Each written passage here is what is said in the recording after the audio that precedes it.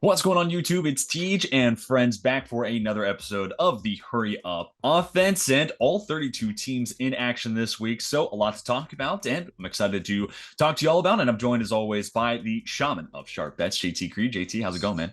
It's going good. Feeling a little under the weather. Hoping it clears up before Thanksgiving. Got plenty of games. Get to see the family, eat some food. Pretty excited, man.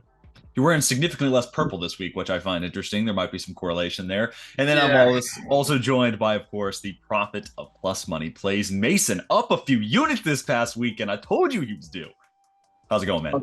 Good, man. I was definitely due. Sad to say the lock did not hit, but that's just the trend. I just kind of put out locks, just don't tail it. But yeah, betting hey, against Mason's lock of the week, you'd be 7-2 if you did that. Right. If you faded me this whole time, man, you upped some pretty good points. Yeah, man. I'm also not feeling too hot. Not much of a voice, but I will push through. Yeah, excited to see some family, some friends, eat a lot of food. So yeah. Awesome. Well, hey, I'm glad that y'all can power through it. I mean, that's the season, Thanksgiving, you're never really that hungry, but it's good food on the table, so you got to power through. So, it kind of leads me into for our rhythm throw segment here. What's your favorite Thanksgiving dish? Let me hear from y'all. I got a hot take you on. You either hate it or you love it. Hear me out. Deviled eggs. Hate it. Hate it. See, most people hate it. Most people hate it. But I'm telling you, if you're a fan, it's great. I eat I don't know how many of them on Thanksgiving. Now, Mason, you have a little bit pickier of a palate, so I got to know what's your favorite Thanksgiving dish. Yeah, so back to the deviled eggs. I tried them last year. I liked it, but then I found out there's relish in deviled eggs. So then now I'm never gonna eat one again. You just anti-relish? What's up? You just don't like relish?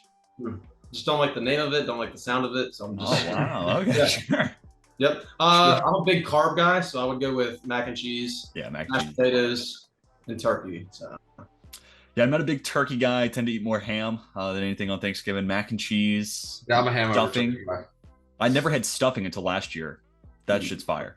That shit's fire. Yeah, stuffing is great. What you mean? Yeah, it's strictly good food. It's like literally everything you shouldn't put in your body, and that's why it tastes so good. So, yeah, it's fantastic. Love that stuff. So anyways, we're going to go ahead and move on to our 5-game preview. I know all 32 teams are in action, but obviously don't have that much time. We want to bore you with a 4-hour-long episode. Maybe we'll do some extra stuff this weekend and push out some extra plays. Be sure to follow us all on Twitter. Maybe we'll tweet something out as well.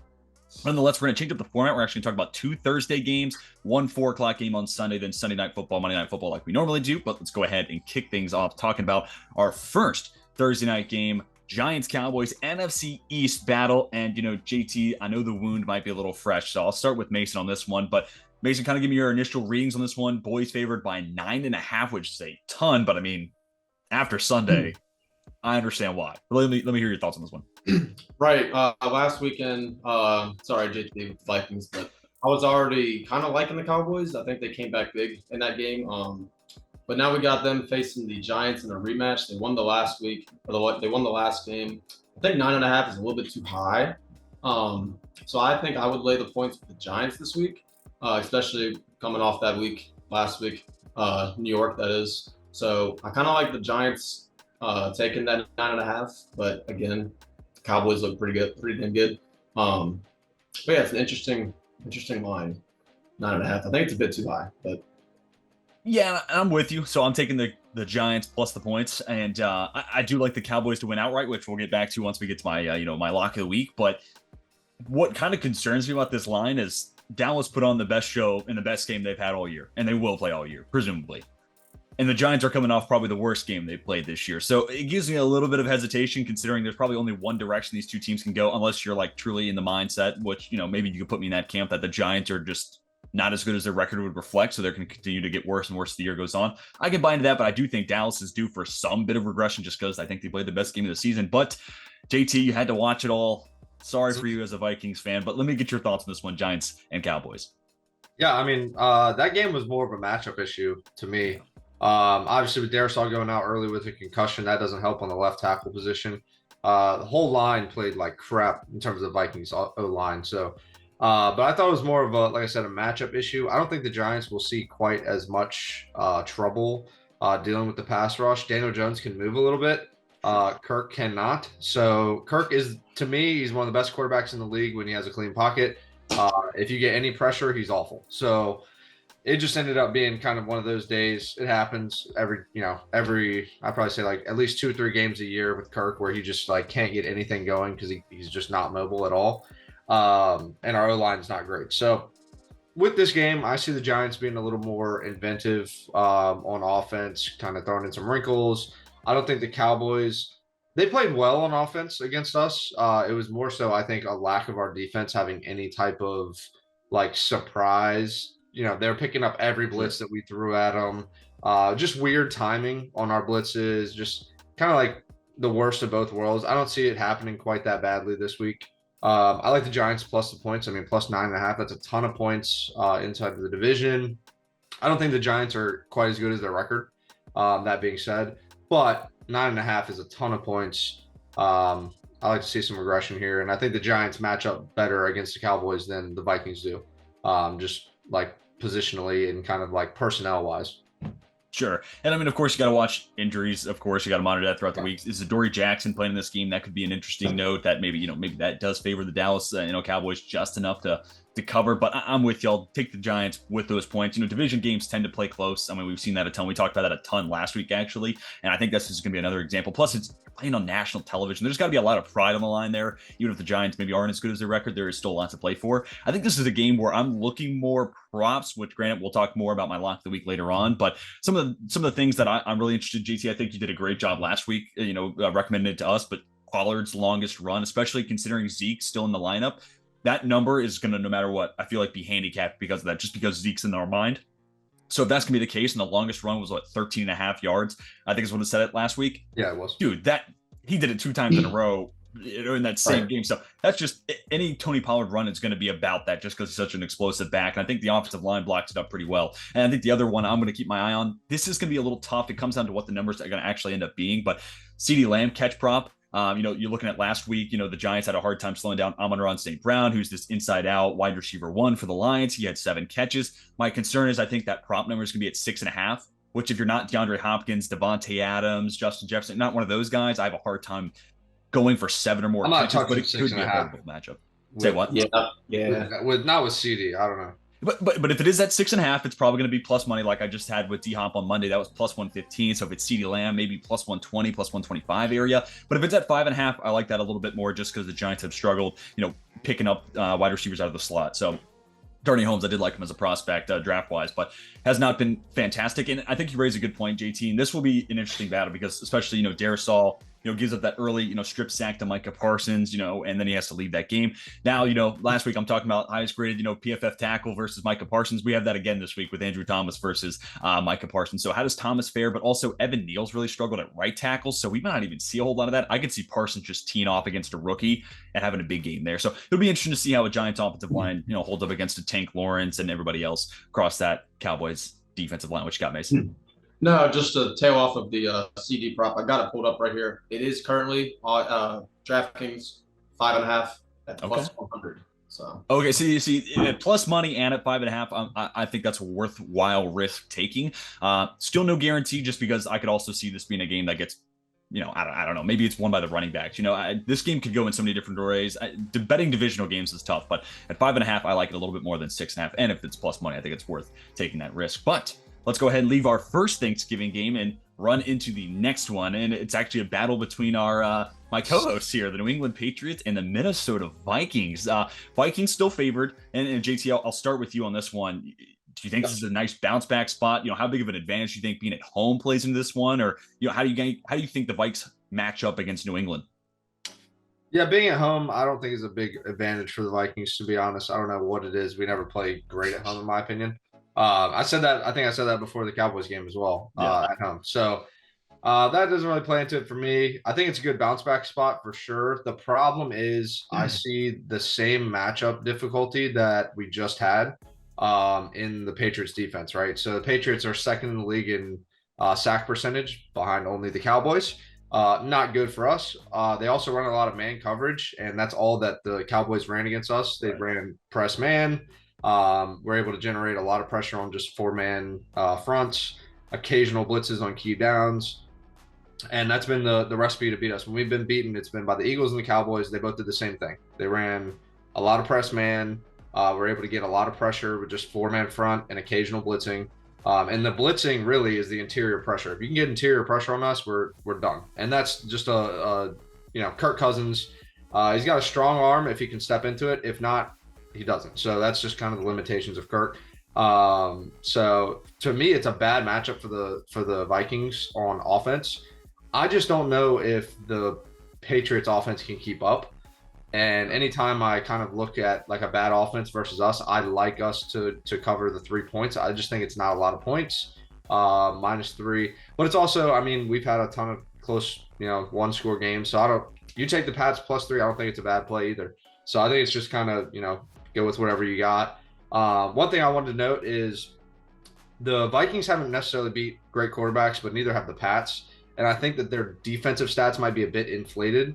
So the quarterbacks they've beaten Zach Wilson twice, Sam Ehlinger, Jacoby Brissett, Jared Goff, and Trubisky.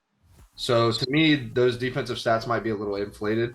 Not saying that the Vikings, our record's inflated. So it's kind of it's which side you want to kind of play there. Sure, yeah, and I think I'm with you on the Vikings winning outright, and then 3's enough points to stomach, right? Because if you bet it now, it's either going to be a push, or if the Vikings win, more than likely you're going to be able to get the push or just win outright. Great job calling out, the pass rush for the New England. Matt Judon leads the league in sacks, which is one of those things where it's just like, didn't have that on my bingo board coming into the season, but he's been fantastic. And it was interesting to watch last week how much, it's Trevon Diggs versus, Justin Jefferson, but also that safety coverage over the top. And then if that's going to be the game plan for New England, like Adam Thielen, KJ Osborne, TJ Hawkinson can't drop a fade in the end zone, right? Like those guys are going to have to step up as secondary options. So that's interesting. So Mason, let me throw it to you now. I thought Mac Jones looked a little better last week. Still wasn't great. Obviously, only put up 3 points on the offensive side, but looked like he was a little bit better. But let me get your thoughts on Mac last week and that win against the Jets, and then what you think about this matchup against the Vikes.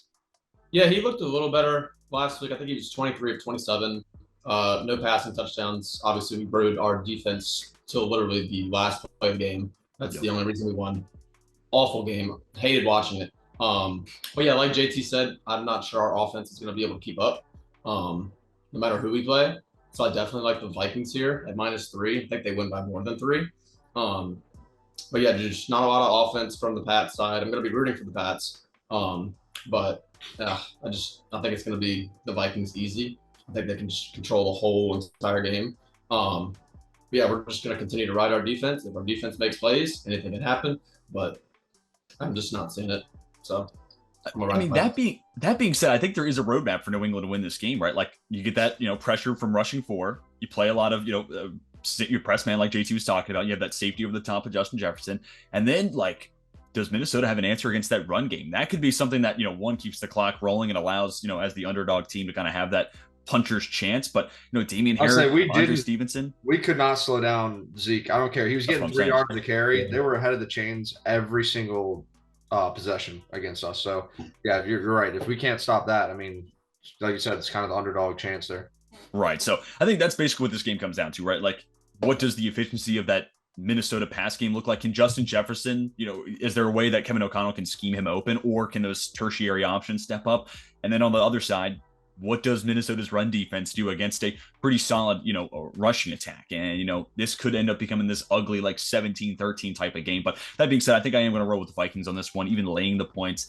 I think there's something motivational, and there's just something you can't really equate when you have a chip on your shoulder. And if the Vikings don't have a chip on their shoulder after last week, then I don't know what they're doing. So that's kind of where I stand on this one. Sounds like we're all pretty much with the Vikings on this one, but I don't know. New England could be sneaky. Prime time, Bill Belichick. You can never rule the kid out. So let's go ahead and move on to game number 3 now. We're moving on to our Sunday slate. Cincinnati Bengals and Tennessee Titans. This is kind of one of those games where, 1.5, it feels about right for the line, but I'll start. Jamar Chase is being eased back into practice. So Mason, how big of an impact? How much does that maybe change your complexion of this game? If he's in, do you like Cincy? If he's out, do you roll with Tennessee, or is there a single side that you're favoring here? Yeah, more of a pick 'em too, so it's definitely tough. I like both teams. I think with Jamar Chase, if he does come back, I definitely like them. If he doesn't, I'm not sure if I'll be on the Titans either. I think I'm going to be on the Bengals no matter what. But yeah, the Titans definitely will just continue to run the rock. We even saw last week the Bengals. Pittsburgh did not go away. I definitely see that with the Titans. I don't think they will go away either. So I think the game will be close. So I just think in terms of that game script, if the game is close, I just think the Bengals run away with it in the end. So I think I'm just gonna roll with the Bengals here. Bengals on the road, favored by 1.5. That's, road favorites. Those are always tough ones to judge how much you like that play. It would be interesting to see if Joe Mixon plays in this game, but either way, Samaje Perine looked like he filled that void really seamlessly against Pittsburgh. Now, granted, the Steelers weren't covering the flat like their life depended on it, which, interesting, bold strategy there, Cotton. But anyways, I'll throw it over now to JT. What do you think about this one? And also, what do you think about Tannehill last Thursday? I think that might have been his best game as a Titan, and now they got 10 days to prep for Cincy. You have a side you're leaning towards here? Yeah, man, I'm not really leaning either side. It's right around a pick 'em. I kind of see it as that. I don't think either team is all that great. I think they're okay. I think both teams are pretty good, just not great. Could surprise somebody in a wild card game, something like that. Spoil the season kind of team. That's what I see them both as, to be honest. One will do it with the pass game in the Bengals, one will do it with the run game in the Titans. So I don't know. It seems like a interesting game. The most impressive win on either team's schedule is probably when I want to say the Bengals. I think they beat the Dolphins when Tua got a concussion. So like that was, right. But like that's their best win. Like on both sides, if you look at the teams that both teams have beaten, they're beating up on bad teams. So I don't think anybody wins convincingly. I think the way to play it from like a betting perspective is to flip the spread and maybe go Titans -2.5, get it at plus money, just to kind of take advantage of the fact that the Bengals are getting or the Titans are getting points at home. I think that's the way to play it. As well as the Bengals are kind of middle of the pack when it comes to run defense. So you could definitely, like Derrick Henry, they're not going to shut him down. I mean, he's going to get his. It's not the Bengals just aren't good enough on defense to shut him down. So I think matchup wise, it kind of favors the Titans. It kind of just comes down to how healthy are the Bengals playmakers. Jamar Chase is a big difference in the game because he can turn a 10-point game into a 3-point game real quick. Yeah. So it's just one of those, you want to monitor that situation. You think he's going to play, maybe bet Titans kind of early, and then go from there. And this could be an interesting one too, where like Todd Downing's had such a great, track record of being able to get points on the board early. So maybe if Tennessee wins, the coin toss and you want to live bet this one, this could be one of those games where it's like, hey, let me get Tennessee on the point, get points on the board. And the next thing you know, instead of Cincy being favored, they're getting points. And maybe that could be the way where you flip the script a little bit. DJ Reader was activated off of IR, and he's by far and away Cincy's best run defender. Do we see him? Not always. Once a player's activated, they suit up the next week. So we'll have to wait and see. It's also a short week. So they had to be. I think this is the last week they could activate anybody from IR. So okay, that could be a situation. The only reason I know that is because I listen to a lot of Washington radio. Sure. They were talking about Chase Young. They had to activate him. He's probably not even going to play this week, to be honest. But I think it might. DJ Reader could be a similar situation where he might not even play. Yeah. So, but if he does play, that makes it an interesting kind of battle there. The reason I'm not going to touch this game is because one of two things I feel like is going to happen. Ryan Tannehill takes a pretty sizable step back from what we saw last Thursday, and then if you're big on the Titans, that kind of is deflated. Or Jeffrey Simmons is one of the best interior defensive linemen, and Mike Vrabel, give him a ton of credit, has done a great job piecing that defense together, specifically as a pass rush. And the Bengals offensive line still is not great. Sure, maybe it's better than last year, but Lyle Collins has not proven to be a great signing. So this could be a game where if you like Cincy, their offensive line completely folds on you and your play goes down like a house of cards. So it just feels like one way or another, it's hard to predict what's going to cost a team this game. So I'm going to lay off of it. Maybe there's some props, maybe, depending on what the line's at, but Derrick Henry rush attempts is one that we've had some good success on over the last couple of weeks. So that could be one angle that you run it, especially if, Reader's not playing, then yeah, go ahead and tote the rock there. I trust Henry there. And also Treylon Burks. I'm interested to see what his, props look like. He had a big game on Thursday. He looked good, dude. Do that. Yeah. He looked really good. Can he continue that? Can he make it 2 weeks in a row? And, it's a Cincinnati defense down Chidobe Awuzie. Eli Apple's not very good. Cam Taylor-Britt's a rookie. There could be something to expose there. But also, Tennessee's, secondary's had some issues. So if Jamar Chase is back, it could completely flip. So, again, I'm wide open on this one. So pick league, I think I went with the Bengals. But I don't know. This one's a tough one. But anyways, let's go on to Sunday Night Football. Speaking of tough ones, Packers take it on the Philadelphia Eagles. Eagles having to lay 7 points, over under set to 46. So I feel like the conversation has to start with Philadelphia, right? Just because they're one of those teams that's leading the, the Super Bowl candidate conversation. And it was not pretty this past Sunday against the Colts, but I think I have a little bit more of an optimistic view on it, but I can hit on that in just a moment. JT, what did you think about this past weekend for both these teams, but mainly, Philadelphia? I feel like the Colts are a scrappy team. Do you see them the same way? And overall, what do you think of the 17-16 win for Philly? Yeah, Philly, I mean, they kind of eked it out. I don't know. If you watch that game, it looked kind of like just a weird game. It was kind of fluky. Yeah, it was ugly. A lot of like strange, I don't know, a lot of strange plays where it would be like, I don't know, a throw was like a foot and a half off the receiver's hands or something like that, where it could have been a big play for Philly. And they were still able to, pull it out. I put in the notes, if you look roster to roster, you compare the Eagles side by side to the Packers, it should be like -17. So like the fact that it's -7 is kind of nice. Eagles haven't been really blowing a lot of people out, aside from the Vikings. Shout out to the Eagles for that. But I mean, you look at Rodgers, man, I don't know. There's got to be a point in this season where he checks out mentally, right? Like, I don't know. Like goats don't really do that typically, but man, it's getting ugly down there. Like just losing game after game after game. It seems like it doesn't matter how much he does or, how many dimes he throws. It's never going to matter. The team's just not where it needs to be. I kind of see that trend continuing. 7 points is a lot. I don't love to play that interdivision or, inside the conference, that kind of thing. I don't know. If I had to play a side, I'd probably go Eagles -7, but I don't love it. Yeah, and it's also tough when you look at this game just from a perspective of like Philadelphia's had this mean turnover bug, and like literally you go back 2 weeks and it was Washington, it was Quez Watkins coming up with this huge catch and then just fumbles it on his way back up, and then AJ Brown just didn't see your Zaire Franklin coming and he punched it out. So little skids like that are really hard to break. It's kind of like a cold shooting stretch in a basketball game. It just kind of takes time for it to work itself out. So I think that's tough, and because of that, I don't have a whole lot of faith in Philadelphia. But speaking about Rodgers, I mean, is there a point this year if Green Bay continues to struggle that we see Jordan Love? Like, I mean, I think that's a realistic question we have to ask ourselves. But Mason, let me hear your thoughts on this one. Do you have a lean on either one of these two teams? I don't really think I'm leaning either side yet. Still Tuesday. I'm still gonna have to dig into some of these games. But like you guys said, the Eagles, they haven't really looked like the Eagles the last couple games. Like, they played the Texans. They kind of struggled. They lost to Washington, obviously, and then the Colts. Like, you're kind of just like waiting for them to, blow up a little bit, put some points on the board, but it never really happened until the fourth quarter. They got it done. They had to play a Colts team, head coached by Jeff Saturday. But now they play Aaron Rodgers and the Green Bay Packers. The 7-point spread is iffy. It's tough, man. I don't know if I can trust Philly with them being at home this week. I like them a little bit more.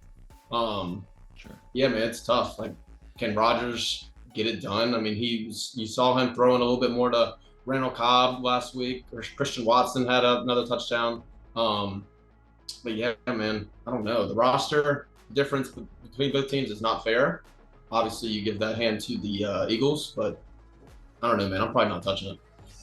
Yeah, so when I go back and look at last week for Philadelphia, yeah, it wasn't pretty, but like winning a game against a scrappy Colts team, like I feel like that's a game that you just have to, like, that separates good and great. Like, you win the games that you shouldn't. And I think that's one of those things where it's like, yeah, it wasn't pretty, but like the fact they won that game, any other like non-legitimate contender to me drops that one. I mean, look at the Chargers. Like, the Chargers are the perfect example. They were leading at half. I mean, they had it and just play another good 30 minutes against the best team in football, maybe, but I get that. They found a way to lose. The Eagles found a way to win. So I'm a little more optimistic. I don't know. This one feels hard just because actually, you know what? Maybe the under is the move here. Just because I look at two offenses that haven't been clicking, right? And I could see two defenses also showing out. I think I'd lean Philadelphia here. If I'm going to have Philadelphia in any one of my bets left, it's because it's a teaser. Get them down to -1. And I do look at, a Green Bay defense that, last Thursday struggled at stopping the run. And I think this Philadelphia team can win in a variety of ways. So it could be a whole lot of Miles Sanders, could be a whole lot of Jalen Hurts using his legs. That's kind of how he got it done against Indianapolis, those last 2 touchdown drives. So I think that could be the recipe there for Philadelphia. And then maybe that's enough. Try to work out the win. But is that enough to cover 7? I doubt it. So I like Philadelphia more here as a teaser play. What do y'all think about that? Do you think teaser's the move here? I think I kind of like Packers and the under teaser a little bit. Sure. So up to 13 and yeah. And then under 52. I think the under 52 is kind of a lock to me. So then you're just hoping that the Packers don't get blown out, essentially. Mhm. if you play that. So I kind of like that play, to be honest. That might be something I put in my bet slip too. And then also Christian Watson, Mason, you brought him up, 2 touchdowns on Thursday. This is going to be another matchup, I think, similar to the Titans, where Philadelphia's going to primarily play a lot of zone, a lot of cover, 2 high looks, cover 2, 4, and 6. So what does Watson's impact look like? But also, JT, another great call out. Randall Cobb coming back. Him and Rodgers have more chemistry than anybody else on that roster. And you could feel it. Whenever he was throwing it to Randall Cobb, it just felt comfortable for Rodgers, which sounds stupid because I'm not in the building or anything, but you could see it on the TV. So it'll be interesting to see another week back with, Cobb in the mix. So I don't know. I want to see this Green Bay offense get off the ground, but let me just ask y'all real quick. Let's say we get to a point of the season where Green Bay is, I don't know, 5-12, or excuse me, that'd be the end of the year, 5-10. Those last 2 games, do you think we see Jordan Love at all? Dude, if I'm Rodgers, I'm faking turf toe. I don't care. I'm getting out of here. 100%. Why get hurt, right? Yeah. There's no point in playing. I don't know if we actually see it though. I feel like that'd be kind of wild to. I don't know, but then again, the Packers never getting a receiver is kind of wild. So who knows? The Packers, I have no idea what they're ever thinking. To be honest, they just make bad move after bad move. So Dude, and I've noticed this year too, like every time I'm like watching their game, like him and LaFleur, dude. I mean, they've never been on the same page, but dude, it's worse when you're losing. Absolutely. He is showing his body language, dude. I'm just like, yo, he hates his coach. Like they are not on the same page at all. So I would not be surprised to see Jordan Love even earlier than that. So and to me, it's just because hey, I can see a situation where it's 2 games to go. Hey, Aaron, we're going to move on from you, but we have to, as an organization, see what Jordan Love's got, right? Can he be somebody? This is year 4 for him, right? We have to make a decision on him if we're going to keep him around because they didn't pick him as 5th-year option. So what is that all about? And then if this team's picking the top 10, they might have Will Levis in their lap, right? You got to think about what you want to do, especially if you do plan on moving on from Aaron Rodgers. So I feel like we might see Love this year, but it does depend, obviously, if Rodgers catches heat and they're 8-7 going into week 18, then it's all right, never mind, that's not happening. We'll have to wait and see there. But let's go ahead and move on to our final game of this week's docket. Monday Night Football, and just an absolute privilege here. Just 2 absolute AFC powerhouses. The Pittsburgh Steelers heading to Indianapolis to take on Jeff Saturday and the aforementioned Colts. JT, let me start with you. You had the Colts in front of the field goal hook. I think that's where I'm leaning, but let me hear your thoughts on this one. Yeah, give me the Steelers, man. TJ Watt back big this past week. Yeah, give me the Steelers. Give me Tomlin over Jeff Saturday. I think that's my play on it. I don't know if I'll bet it. Maybe just to give me something to watch because it's going to be kind of a crap game to watch as far as just not going to be a whole lot of entertainment value on it. I don't know. Yeah, I'd probably just to have something to root for. I'm not a huge fan of the Jeff Saturday hiring just for the sake of I don't know, coaches being kind of leapfrogged. I think that's kind of messed up. Right. I don't know. It depends on kind of your angle on that. But that being said, yeah, give me Tomlin over Saturday, Steelers over the Colts. Kenny Pickett didn't play all that bad last week, so hopefully continuing that. The Colts coming within 1 point of the Eagles is kind of insane, so that makes you want to kind of ride the Colts on that. Matt Ryan's actually looked decent. God forbid I say that out loud. Facts. I don't like to say that, so he's actually looked okay. So it makes you want to. I think the public is going to be heavy on the Colts, but yeah, give me the Steelers, man. Wow, if you go back and look at week 4 preview of the hurry up offense to now, we went from stealing money from Matt Ryan to now it's hey, he's looked all right. All right. He's looked okay. I will say, the offensive line's taking a little bit of a step forward, which has certainly made his life a little easier. So that's going to be the matchup to me. TJ Watt versus Matt Pryor, Bernard Ryman, whoever's there at left tackle. If TJ Watt takes this game over, then so be it. Pittsburgh will win. I think the other big matchup is George Pickens versus Stephon Gilmore. And Mace, you're a former Patriot, or you are a Patriots fan, former Patriots corner Stephon Gilmore. How do you think he holds up against George Pickens? Then what are some of the other things you're watching in this one, and who you got winning? Yeah, I would probably, as far as winning, I would lean Pittsburgh. I think JT had a good point. Tomlin over Saturday, 100%. But yeah, man, Stephon Gilmore has been pretty solid this year. George Pickens also, what a surprise. Drafted him in fantasy. He's looked good. But dude, even last game when the Colts were playing the Eagles, that energy from those players, they were into it, dude. Yeah, they were, I don't know what it was, but I'm not saying Jeff Saturday is the key factor, but I don't know. Maybe they just didn't like Frank Reich. But I definitely like the Steelers this week. outright. I don't know why they're underdogs in this situation. Maybe it's on the road. I'm not sure. But I'm definitely leaning Steelers here. I think it's a matchup thing. Also, TJ Watt literally comes back and just didn't even, skip a beat. I don't know if you guys saw that pick. I mean, I was just about to say that Yeah. pick is one of the craziest ones I've ever seen. I mean, that's insane. But yeah, that's all I got to really say. I just lean Steelers. Not big on the Colts, but the energy was something I don't know. I just noticed that. I don't know. Yeah, I mean, I think honestly, if you were to ask me where I think that comes from, it's probably less coaching change, but it does tie into the coaches. I think it's going back to Matt Ryan, right? Like once you start Sam Ellinger, you're basically saying, hey, hold this L. We're giving up on this year. Like we're going to tank. We're going to get a top 5 to 10 pick and we're going to suck. And then people like Stephon Gilmore and some of those other veterans are like, nah, I'm not here for that stuff. They make the move back. They get a former player in the building. I can see where that helps that energy a decent bit.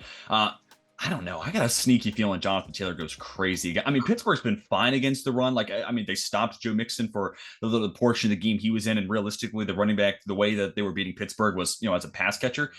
I don't know. I just got a bad feeling that, Jonathan Taylor goes crazy in this game. So I think it's another part of the reason why I'm a little hesitant to bet on the Steelers. Also, like, is Pittsburgh really in the playoff running? No, but is Indianapolis? Surprisingly, kind of, yeah. So I think that's another component to it too.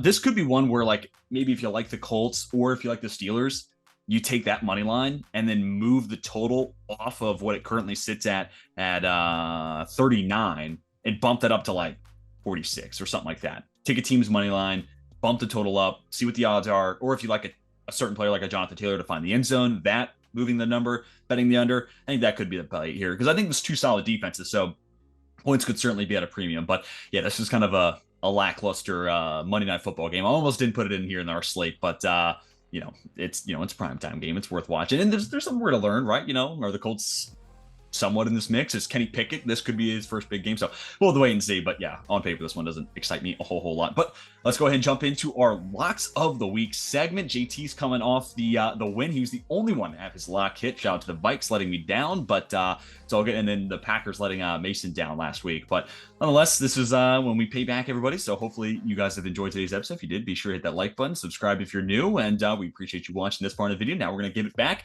We'll go ahead and start. I got my clock rolling. I'll kick it off with, hey, happy Thanksgiving. Let me get the Lions getting the points right now. It's at 9.5. Depending on what sportsbook you're using, you can get up to 10. So give me the Lions playing at home. That's a ton of points for the Bills to lay, and they haven't been playing their best football. They did have a good win last week. And then I'll go Cowboys money line and Vikings money line. Now, those games can be kind of weird, especially the Vikings money line. Give me a little bit more hesitation after hearing JT's lack of confidence earlier on, but all that comes out to plus 299. So basically, bet $10, win 40.